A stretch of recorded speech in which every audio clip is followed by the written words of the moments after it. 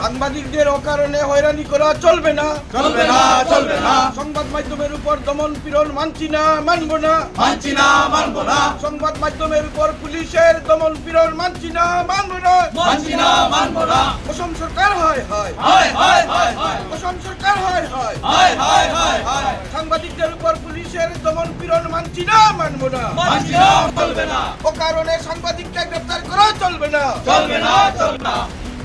থানায় এনে সাংবাদিককে নিগ্রহ করা চলবে না, চলবে না, চলবে না। সাংবাদিকদের গ্রেফতার করা মানছি না, মানব না, মানছি না, মানব না। গণতন্ত্রের চতুর্থ স্তম্ভের অধিকার সুনিশ্চিত করতে হবে, করতে হবে, করতে হবে। অবিলম্বে দিলওয়ার হোসেন মজুমদারকে মুক্ত করতে হবে, করতে হবে, করতে হবে। অবিলম্বে দিলওয়ার হোসেন মজুমদারের উপর থেকে মামলা প্রত্যাহার করতে হবে, করতে হবে, করতে হবে। সাংবাদিকদের উপর মামলা প্রত্যাহার করতে হবে, করতে হবে, করতে হবে। ও কারণে সাংবাদিকদের উপর হয়রানি করা মানছি না, মানব না, মানছি না, মানব না। রাজ্যের সকল সাংবাদিকের নিরাপত্তা সুনিশ্চিত করতে হবে। করতে হবে, করতে হবে।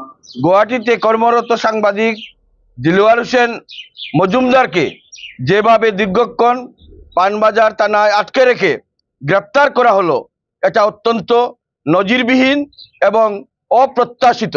শিলচর প্রেস ক্লাবের পক্ষ থেকে আমরা এর তীব্র নিন্দা এবং ধিক্কার জানাচ্ছি।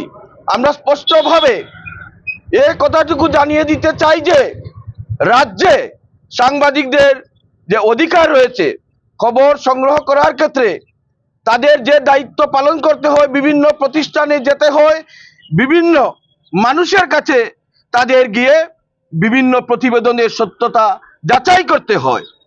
এই যে অধিকার রয়েছে সেই অধিকারকে খর্ব করা হচ্ছে এবং এক্ষেত্রে দেখা যাচ্ছে যে পুলিশ প্রশাসনকে অত্যন্ত দুর্ভাগ্যজনকভাবে ব্যবহার করা হচ্ছে এবং ফলে দিলওয়ার হোসেন মজুমদারের মতো একজন সাংবাদিক তথ্য সংগ্রহে গিয়ে তিনি সেই পুলিশি বলা যায় আক্রমণের শিকার হয়েছেন, তাকে গ্রেপ্তার করা হয়েছে। এই অবস্থায় আমরা প্রেস ক্লাবের পক্ষ থেকে আমরা সরকারকে, পুলিশ প্রশাসনকে এই বার্তাটুকু দিতে চাই যে আপনাদের এই যে পদক্ষেপ, এই পদক্ষেপ অবিলম্বে বন্ধ করুন, না হলে কিন্তু আপনাদের অবশ্যই জন আদালতের কাঠগড়ায় দাঁড়াতে হবে।